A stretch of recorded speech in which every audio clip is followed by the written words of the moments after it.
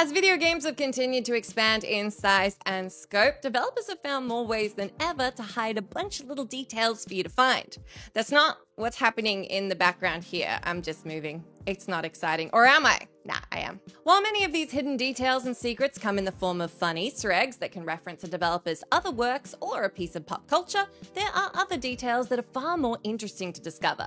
Unless I didn't already make it clear enough, there are massive spoilers ahead. Again, not about the moving, that is clear as day, there's nothing else going on. Ooh, aren't you gonna wonder now though? No, but serious about the spoilers. Beware of the spoilers. We've made the titles vague, it'll be okay. I'm Jess from What Culture, and here are 10 secret details that answer huge video game questions. Number 10, Meredith's Fate, Cyberpunk 2077. Throughout the dozens of hours spent playing Cyberpunk 2077, players will encounter numerous characters while taking on gigs in Night City, with many of them leaving lasting and memorable impressions. One of the first figures that V will encounter during the first mission, The Pickup, is Militech Op Meredith Stout. Players will have the option to talk with her before meeting with the Maelstrom gang, where she'll give V a bugged shard that can be used to pay them. If players side with Meredith by handing over the shard, she'll appear after the mission to give her thanks. However, if players decide to betray her, her colleague will be there instead and inform V they won't be seeing Meredith again. Although that seems like it's probably the end of Meredith's story, I mean, this is Night City, the place where everybody dies, there is actually an extra clue that can be found as to what's befallen this shady corpo. Travel to Ebony-K Docks in the north of Night City after Act 1 and head over to the nearby pier. You can then jump into the water to spot Meredith's body with a shaved head, weighted down to the bottom with a crate. V will make a solemn remark about Militech never forgetting, and players will learn how ruthless these corporations are. Number 9, Mount Gordo Ghost, Grand Theft Auto 5. Given the sheer amount of detail that Rockstar poured into the world of Los Santos, it's not surprising that it's absolutely riddled with secrets to find. These range from humorous references to iconic films like No Country for Old Men and Thelma and Louise, to sly nods to some of the developers' other games. There's even a cryptic mystery at Mount Chiliad that's yet to be solved. Another humdinger that players can uncover surrounds the death of Jolene Cranley Evans. The wife of stuntman turned politician Jock Cranley, players can discover the circumstances surrounding her death on an in-game website, which questions if the 22-year-old fell from a cliffside in 1978, or if she was murdered by her husband so that he could pursue his dreams of becoming a stuntman. Players can discover the grim truth for themselves by heading to the top of Mount Gordo between 11 PM and 12 AM, where you'll hear a bunch of creepy wailing and ghost sounds, and then, in fact, see Jolene's ghost. Approach that spot and the name Jock will be written on the rocks in blood, confirming that her former husband was indeed her killer. Number 8, Glitterbeard's Hideout, Sea of Thieves. Between sinking enemy ships and plundering hordes of treasure, there's likewise plenty of secrets and mysteries hidden throughout the gorgeous world of Sea of Thieves, and they're just waiting to be discovered by eagle-eyed explorers. One such mystery revolves around a series of journals that are written by the pirate Glitterbeard. By finding each of his 11 journals scattered throughout the world, players will learn about his adventures through the eponymous waters, alongside uncovering clues to reach their secret hideout. It's only by following the specific steps to find this hideout that players will discover the identity behind this mysterious pirate legend in a heartbreaking Easter egg. To unlock the secret entrance, 8 pirates must stand in specific spots around a tree in Plunder Valley and then play the Be Calmed shanty at sunset. If done correctly, the group will be treated to a haunting rendition of the song as the tree lights up, eventually opening a door in the nearby cliff. Upon descending into the hideout, players will find a touching tribute to late Rare developer Jim White, who passed in March of 2020. Not only is this Easter egg a heartwarming memorial, but it's also a tribute to the game's theme of friendship. Number 7, Radahn's Tiny Horse, Elden Ring. Set within the vast lands between, Elden Ring world is as full of terrifying bosses and enemies that you do not want to meet in a dark alley or an open world, as it is full of secrets. From dozens of horrifying encounters that players will come up against throughout their journey to become the Elden Lord, it's Starscourge Radahn who's often cited as being one of the toughest. Equipped with 2 gigantic swords and able to inflict massive damage with powerful magic, beating this behemoth is far from easy. Once you see him though, you might not feel quite so intimidated, as this boss rides around on a horse that is clearly way too small for his hulking frame, and you'll probably be wondering what exactly is going on there. Although the detail can be written off as another of From Software's design quirks, looking further into the game unveils a surprisingly heartfelt answer to the question. Like the rest of the developer's games, much of the lore can be found hidden within item descriptions. Read the text for the remembrance of the Star Scourge, which is acquired after beating this optional boss, and players will learn that the gargantuan foe learned gravitational magic, quote, so he would never have to abandon his beloved steed, who's named Leonard in the game's files. It's tiny details like this that make the game so incredible. Tiny. Number 6, Ingrid's Necklace, Resident Evil Village. Before players set foot in the eponymous village in the 8th mainline Resident Evil game, they got a chance to explore the castle section during the Maiden demo. Instead of playing as protagonist Ethan Winters though, you played as a young woman called Ingrid, who was trying to escape Castle Dimitrescu.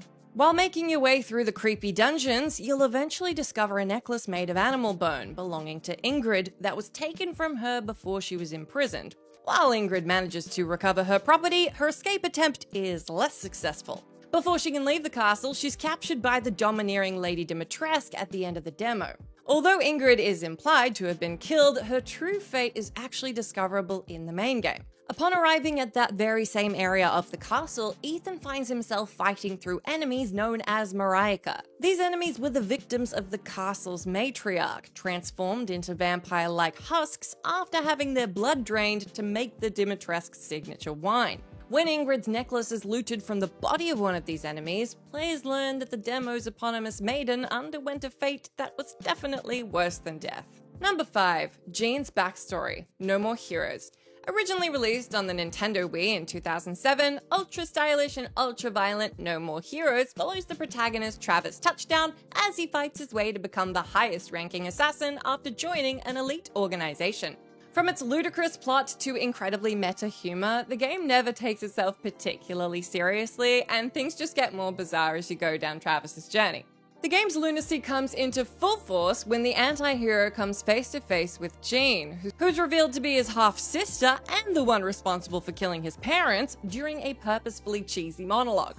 True to the game's zany tone, Jean refuses to tell Travis about her backstory when asked, explaining it's too terrible and would raise the game's rating. Players then watch Travis's shocked expressions as Jean tells the story in fast forward to avoid censorship. While her dialogue is mostly unintelligible during this scene, it's possible to hear her tragic origins by slowing down the footage.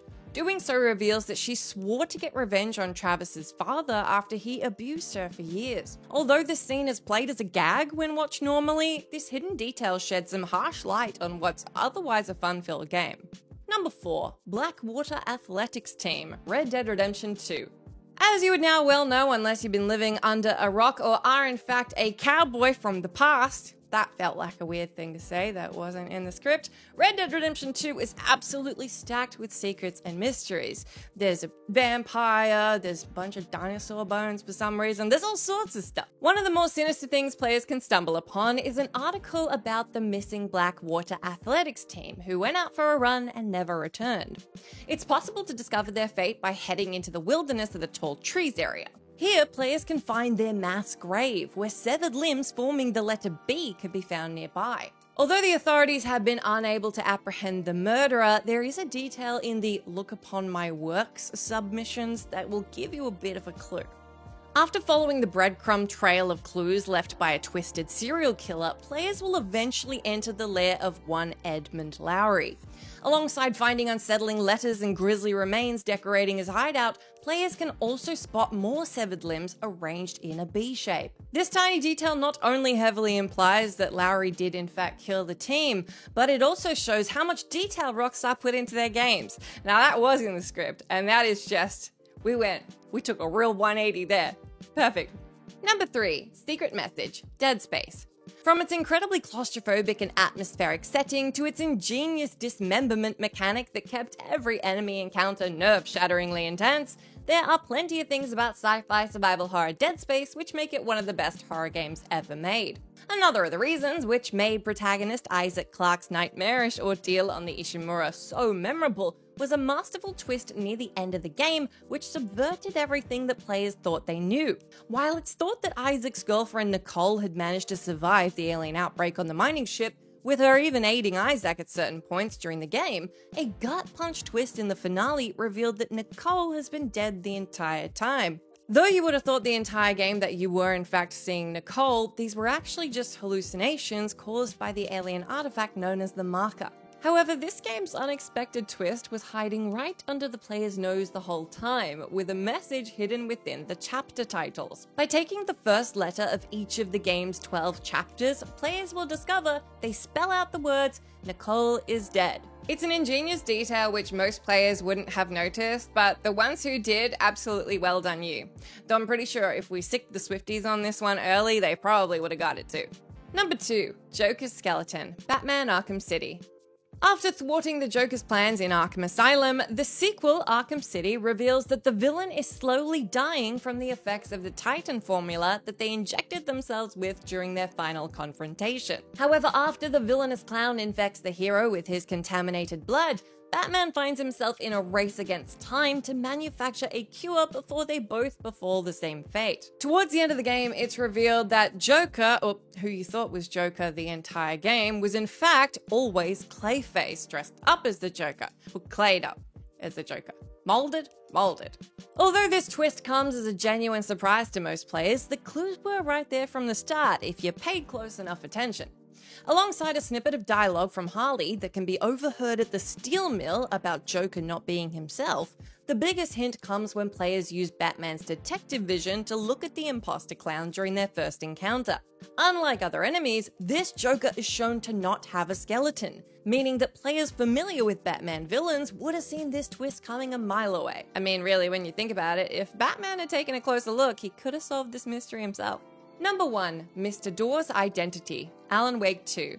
To call Alan Wake 2 strange would be a massive understatement. From its cast of oddball characters, bizarre sense of humor, and brain-bending mystery, the long-awaited sequel is brimming with developer Remedy's idiosyncrasies. One of the more peculiar parts of the game involves a mysterious figure known as Mr. Door.